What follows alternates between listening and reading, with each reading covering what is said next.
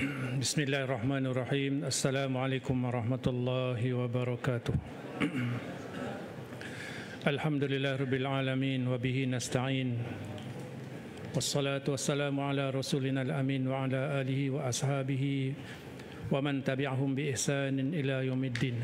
Subhanaka la ilma lana illa ma 'allamtana innaka antal alimul hakim. La haula wa la quwwata illa billahil aliyyil azim. Allahumma rabbi shrah li sadri wa yassir li amri wa hlul 'uqdatam min lisani yafqahu qawli thumma amma ba'd. Faqala Allah Ta'ala fi kitabihil aziz ba'da a'udzu billahi minasy syaithanir rajim. Innal ladzina amanu wa 'amilus solihati lahum jannatun na'im. Shadaqallahul azim. Maksudnya sesungguhnya mereka yang beriman dan beramal soleh, bagi mereka itu nikmat-nikmat syurga yang kekal abadi. Shadaqallahul azim dalam surah Luqman ayat yang ke-8.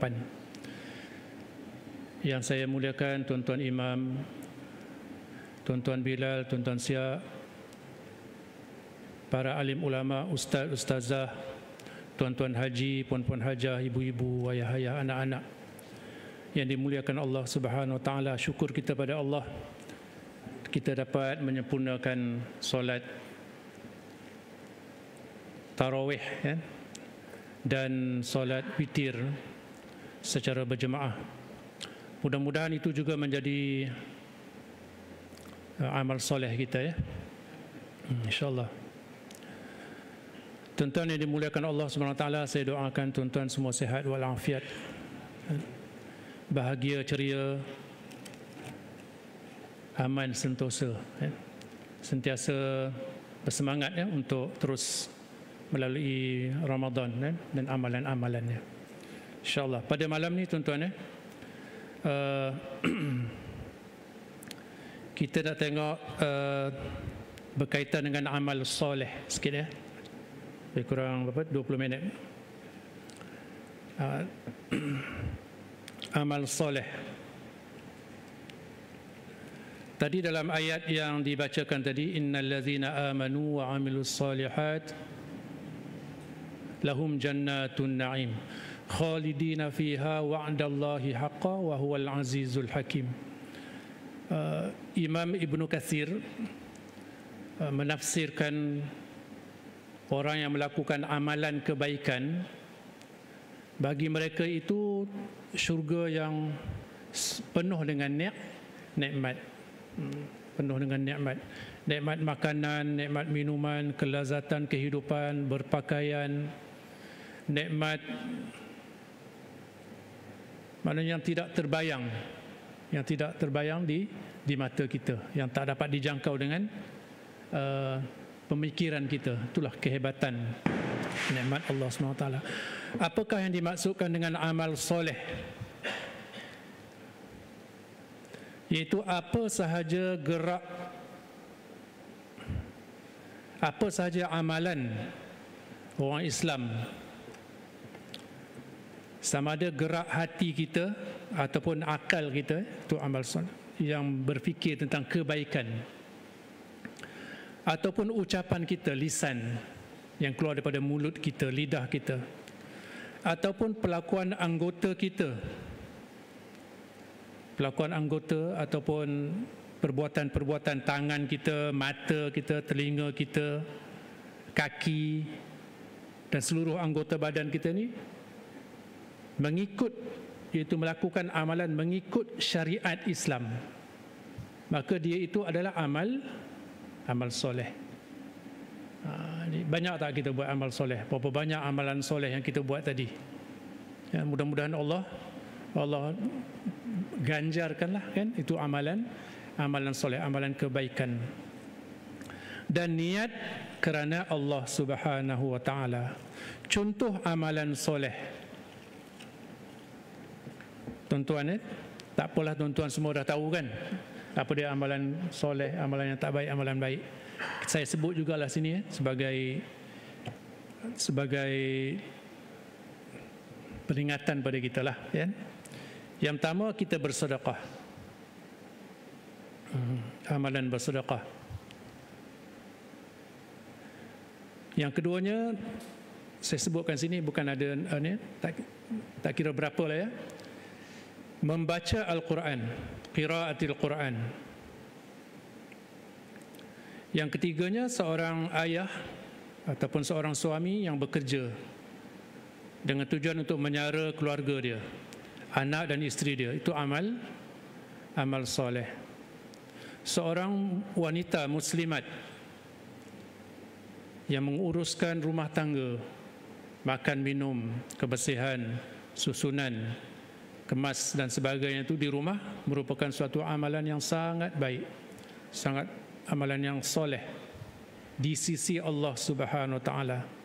Seorang pekerja, kita tengok kita pergi hospital, kita tengok doktor, jururawat yang bekerja, itu amal soleh, terutamanya jururawat kan, dah kerja di hospital menguruskan pesakit-pesakit, orang sakit tuan-tuan kan, bukan orang sihat. Bayangkan orang sakit, berbagai-bagai karenah kan, berbagai-bagai ni. Kemudian balik kena uruskan rumah tangga dengan anak-anak dan sebagainya. Itu satu amal soleh. Jadi kita kena hargai. Ya, si suami kena hargai. Seorang suami, seorang ayah keluar pagi dengan risiko di atas jalan raya, kenderaan dan sebagainya tu, dengan tujuan untuk mencari rezeki bagi bawa balik untuk anak-anak dan isteri dia. Itu satu amalan soleh dan si anak-anak kena hargai pengorbanan si ayah ataupun si isteri, menghargai pengorbanan seorang suami kan. Tentera, suatu pengorbanan yang besar yang kadang-kadang kita lupa. Peranan tentera di perbatasan, di sempadan, di laut, di udara, di darat, di hutan, di bandar dan sebagainya tu, menyerahkan jiwa raga dia, nyawa dia untuk supaya kita hidup dengan aman, tentram. Itu amal soleh. Dan polis dan pasukan keselamatan juga amal soleh, dan banyaklah. Berbakti menjaga ibu dan ayah, satu amal soleh. Wabil walidaini ihsana. So anak-anak kena ingat satu amalan yang soleh yang sangat mulia di sisi Allah Subhanahu Wa Taala. Memelihara ibu dan ayah kita dalam keadaan mereka tidak berupaya. Kan itu juga amal soleh, termasuk juga yang disebutkan tadi, innal ladzina amanu, beriman, wa amilus solihat, dan beramal soleh, lahum jannatun na'im, bagi mereka tu masuk syurga. Kadang-kadang kita fikir amalan soleh ni, aku baca Quran, aku solat, aku bangun malam, itu soleh. Tetapi lebih baik lagi kalau kebaikan kita itu melibatkan memberi manfaat pada orang lain, dan pada orang lain. Macam kita sebutkan tadi, seorang jururawat, mereka tak dapat nak solat macam kita, solat tarawih kan, bertugas shift malam dan sebagainya tu. Waktu Allah ganjari dengan ganjaran yang besar, cara lain lah pula kan ganjaran. Ataupun kalau dia ada susun masa dia boleh balik untuk menunaikan solat, dah habis kerja tu, mungkin wallahu alam lah kan.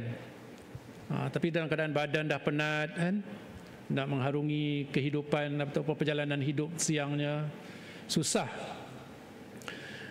Termasuk juga amalan soleh ialah membantu adik-beradik kita kan? Ataupun bersilaturahim. Kadang-kadang kita bantu orang yang jauh, orang di luar, tapi adik-beradik kita lupakan. Adik-beradik kita mungkin ada mereka yang tidak bernasib baik, jadi itu kita bantu mereka. Kita bagi makan atau memelihara haiwan kan, bagi makan haiwan tu amal soleh juga. Kadang-kadang kita terlepas pandang kan, buat macam biasa-biasa ya. Sebenarnya itu ganjaran yang besar di sisi Allah, makhluk Allah dan makhluk Allah Subhanahu Wa Taala. Dan juga satu lagi ialah menjaga kebersihan, juga amalan amalan yang soleh. Semua tu insya-Allah mendapat ganjaran yang besar di sisi Allah Subhanahu Wa Taala. Jadi pada malam ni tuan-tuan, kita nak tengok satu kata-kata hikmah daripada Sayyidina Ali karramallahu wajhah. Bagaimana amalan soleh yang kita buat tu, yang kita anggap amalan kita yang soleh itu tidak dianggap amalan kebaikan. Ada 5 perkara yang menghalang. Kata Sayyidina Ali dalam satu kata-kata hikmah, laula khamsu khisalin, kalaulah bukan kerana 5 perkara, lasaran nas, nescaya lasaran nasu kulluhum, nescaya semua kita ni menjadi minas salihin, akan jadi orang yang soleh. Ini kata-kata hebat daripada Sayyidina Ali, kan? Seorang yang memiliki pemikiran yang sangat tajam. Dikatakan sebagai dia tu Rasulullah SAW dalam satu hadis, yang ada yang kata hadis ni dhaif dan sebagainya, tu tak apalah. Nabi sebut ana madinatul ilmi, aku adalah bandar ataupun tempat khazanah ilmu, wa Ali babuha, dan Ali adalah pintunya. Kehebatan Sayyidina Ali, kata-kata dia, kehebatan dia, kepahlawanan dia, kan, sangat hebatlah, kan, yang kita tahu, sehingga dalam dunia Melayu mengambil nama Sayyidina Ali, dijadikan satu nama yang hebat. Kehebatan Sayyidina Ali itu diambil masuk dalam dunia Melayu. Apa dia tuan-tuan? Tongkat Ali. Tak ada tongkat lain, tongkat Ali. Kehebatan Sayyidina Ali radhiyallahu yang menjadi menantu. Dia ni sepupu Rasulullah dan juga menantu. Satu yang sebelum kita tengok 5 perkara yang menghalang kita jadi amalan yang soleh, terlihat sikit bagaimana latar belakang Sayyidina Ali. Ada kisah sikit tuan-tuan untuk kita jadikan teladan, ya, pada malam ni. Satu ketika Rasulullah sallallahu alaihi wasallam diriwayatkan pergilah ke rumah anaknya, rumah menantunya lah, rumah Fatimah Az-Zahra, Fatimah binti Rasulullah sallallahu alaihi wasallam, nak cari Sayyidina Ali. Sayyidina Ali ketika itu, Ali lah panggil, belum khalifah lagi, kan. Rasulullah cari, kata Fatimah, kami baru ada sikit berlaku bukan bergaduh, selisih faham. Lalu Sayyidina Ali ni pun keluar. Rasulullah tanya di mana Sayyidina Ali, Fatimah tak tahu. Lalu Rasulullah cari di luar, jumpa di masjid. Di masjid, tuan-tuan, ya. Dan Rasulullah Sayyidina Ali tengah bersandar, dan di bahu Sayyidina Ali itu ada terdapat bekas tanah, pasir. Lalu kata Rasulullah SAW, wahai Abu Turab. Itu yang dapat gelaran Abu Turab, bapa tanah yang melekat di belakang dia tu. Dan Sayyidina Ali ni banyak gelaran dia, gelaran yang baik-baik. Tetapi Sayyidina Ali lebih menggemari dipanggil sebagai Abu Turab, kan? Kenapa, tuan-tuan? Kerana tawaduknya Sayyidina Ali ni suka dia dipanggil sebagai bapa tanah. Istilahnya tanah lah, turab tu, kan? Supaya dia mengenali dan menginsafi siapa diri dia sebenarnya. Beza dengan kita, kan? Kita kalau boleh nak dipanggil dengan gelaran-gelaran yang mulia, kan? Tuan lah, kan? Apa lagi? Datuk. Contohlah, Datin. Tak panggil Datin tak menyaut tu. Tan Sri dan sebagainya itulah, kan? Bangga dengan gelaran. Tapi Sayyidina Ali, gelaran dia yang hebat, karramallahu wajhah. Allah muliakan wajah dia. Kenapa, tuan-tuan? Kerana antara riwayat menceritakan bahawa dia tidak pernah menyembah berhala. Dari masa kecil dia dah masuk Islam. Allah muliakan. Kita juga Allah boleh muliakan wajah kita dengan jangan memandang benda-benda yang haram. Karamallahu wajah, tapi dia suka gelaran Abu Turab. Dan satu lagi tuan-tuan pengajaran yang kita boleh ambil daripada Saidina Ali ni, ialah bila dia berlaku clash dalam rumah tangga sikit, dia pergi ke mana? Masjid. Kan? Bukan pergi kedai mamak. Kan? Main mata dengan mamak kan. Ini satu pengajaran yang besar. Sebab masjid adalah sumber hidayah. Di sini kita dapat ketenangan. Tuan-tuan takkanlah tak pernah clash dengan isteri ada? Tak pernah. Oh, memang hebat tuan-tuan. Suami kiriman syurga. Kan? InsyaAllah kelas sikit tu biasalah kan tuan-tuan. Tapi menjadikan masjid sebagai tempat tuju adalah satu yang sangat istimewa. Apa kata yang pertamanya? Kata Sayyidina Ali, awwaluha al-qana'ah bil jahli. Yang boleh menyebabkan kita terjauh daripada amalan soleh ialah kita al-qana'ah bil jahli. Kita rasa selesa dengan kejahilan kita. Cukuplah aku dah belajar ilmu kan. Cukuplah bahasa belajar 10-20 tahun dulu pun cukuplah. Itulah ilmu kita. Itu sebenarnya menghalang kita daripada melakukan amal soleh. Tuan-tuan, tadi kita buat banyak amalan kebaikan. Di antara 2 rakaat itu kita salawat. Dan kalau kita ada ilmu, kita akan selalu bersalawat. Nabi sebut, man salla alayya salatan wahidatan fasallallahu alaihi ashran. Siapa yang berselawat kepada aku sekali, Allah akan selawatkan, menurunkan rahmatnya sebanyak 20 kali. Sebab yang kita selawat itu, kita doakan, sebenarnya doakan untuk diri kita. Kalau kita ada ilmu, kita banyak berselawat. Saya dengar ada suatu yang mempertikaikan, mana ada salawat ketika dalam keadaan antara dua solat tarawih tu bid'ah katanya. Allahu akbar. Salawat kepada Rasulullah SAW dikatakan bid'ah kan.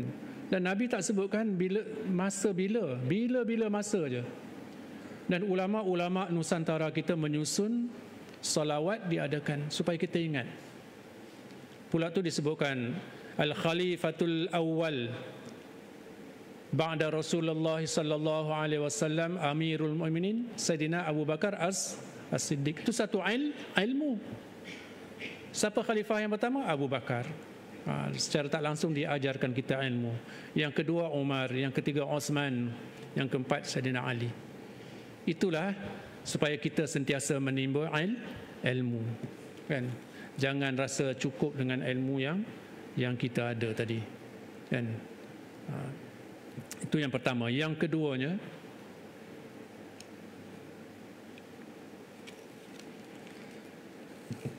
kata Sayyidina Ali, yang boleh menghalang kita daripada melakukan amal soleh ialah wal hirsu bid dunya, rasa tamak kepada dunia. Nak sangat keduniaan ni, nak sangat kepada dunia, sehingga rasa tak puas-puas dengan apa yang kita ada, apa yang kita dapat. Sebab itu setengah-setengah ahli bahasa, saya pernah sebutkan dulu kalimah tamak tu tuan-tuan, al-hirs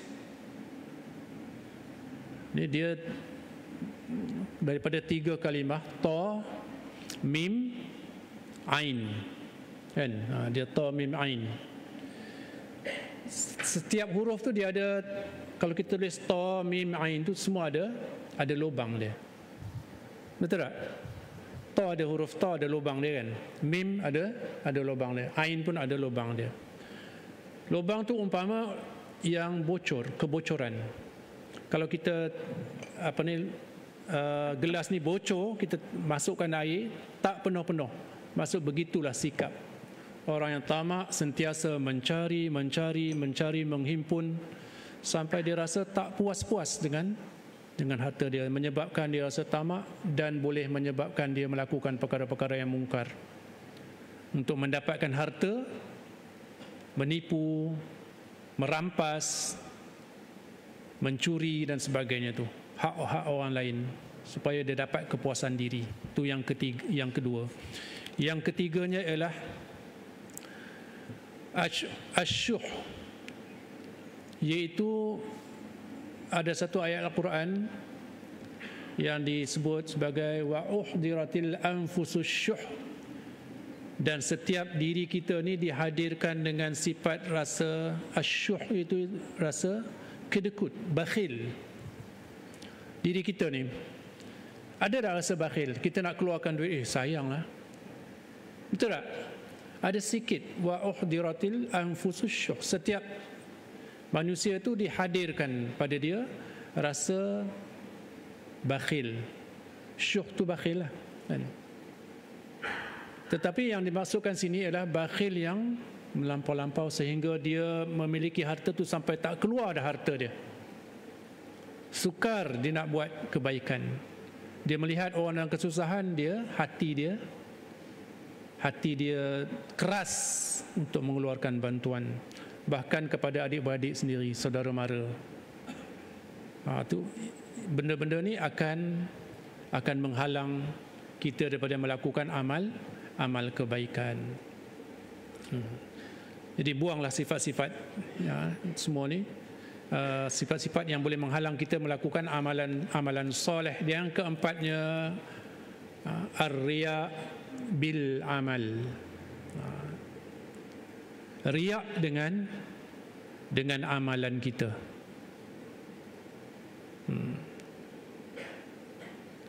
Riya ni daripada kalimah ra'a, iaitu menunjuk kebaikan kita yang kita buat. Jadi rosaklah amalan tu. Kan Imam Al-Ghazali rahimahullah dalam satu tulisan dia nyatakan orang yang riak ni, dia nakkan pujian manusia, dalam masa yang sama dia nakkan pahala yang amalan dia buat. Sebab riak ni amalan kebaikan. Puji manusia pun dia nak, pahala Allah pun dia nak. Jadi Imam Al-Ghazali rahimahullah mengumpamakan orang yang riak ini, dia pergi suatu pasar, bazar Ramadan lah, dalam keadaan poket dia penuh. Orang nampaklah poket dia penuh, betul Imam mungkin seluar dia kembung situ, poket baju, poket atas, poket bawah semua, tunjukkan duit banyak. Tapi yang dalam poket itu bukannya duit, bahkan kertas kosong ataupun batu-batu saja. Dia nak tunjukkan pada orang dia banyak duit. Dan bila orang nampak dia banyak duit, orang puji dia, oh kau ni banyak duit, kaya. Tetapi adakah memberi manfaat? Dia tak boleh beli apa-apa pun di pasar, apa pun di kedai, di mall. Sebab dia dah dapat pujian manusia tadi, dia rasa seronok dah, tapi dia tak dapat. Itulah perumpamaan orang yang melakukan amalan tetapi meminta pujian manusia, Allah tak bagi pahala, tidak dianggap sebagai amal soleh. Rugi tak? Rugi kan? Jadi sebagaimana kita menyembunyikan amalan buruk yang kita buat, sungguh-sungguh kita nak sorok biar orang tak tahu, macam tu juga amalan kebaikan kita sembunyikan kan? Yang jenis amalan sembunyikan. Sebab tu antara amalan yang boleh kita masuk syurga kan, tadkhulul jannata bisalam, ialah sallu fil lail wan nasu niyam. Kamu sembahyang malam dalam keadaan manusia lain tidur. Orang tak tahu, kita nak tunjuk, nak riak tak boleh. Itu amalan yang paling bersih dalam hati kita. Kita sanggup bangun kan. Ni kita nak hadap Lailatul Qadar ni. Okey, itu nombor 4. Dan nombor akhir sekali tuan-tuan, yang akhir sekali ialah kata Sayyidina Ali, wal a'jabir birra'i, dan kamu merasa ujub. Sebenarnya yang awal dulu ujub. Ujub ni maksud kita rasa terpesona dengan diri kita sendiri. Kan? Kalau ta'ajub, yang di luar kita tengok hebat, kehebatan. Tapi kalau ujub, kita rasa diri kita yang paling hebat, paling mulia berbanding dengan orang lain yang lebih hina, lebih rendah daripada kita. Itu ujub. Itu juga akan merosakkan amalan kebaikan kita. Kan? Rasa ujub. Sebab ujub ni dia akan melahirkan satu lagi perkara-perkara mazmumah, iaitu takabbur. Daripada ujub lahir riak, daripada riak takabbur, dan berbagai-bagai lagi lah kemungkaran. Jadi tuan-tuan, ada 5 perkara supaya amalan soleh kita terjaga. Jangan kita terjebak dengan ke-5 perkara ini, iaitu yang pertama, rasa selesa dengan kejahilan, yang kedua tamak, yang ketiga kedekut, yang keempat riak, dan yang kelima ujub. Buang ni semua. Kan? Kita dengan puasa ni mudah-mudahan boleh bersihkan diri kita daripada amalan kebaikan, daripada amalan-amalan jahat tu. Wallahu alam. Saya bawa di buku ni, saya baca jugalah tuan-tuan sikit lagi ya. Cerita pasal apa nama ni, Lailatul Qadar menurut pandangan Asy-Syahid Sayyid Qutb dalam kitab ni ya. Sikit je. Sebab kita kena menikmati apa? Nikmat Lailatul Qadar. Itu diberi untuk kita. Kan? Kita kena nikmati. Kata pengarang kitab ini Asy-Syahid Sayyid Qutb rahimahullah, Lailatul Qadar adalah satu malam yang amat agung kerana ia telah dipilih Allah sebagai malam permulaan nuzulul Quran, atau permulaan melimpahkan cahaya agama Allah ke seluruh alam. Seumpama daripada Allah Subhanahu Wa Taala tu, Allah limpahkan cahaya ke seluruh alam.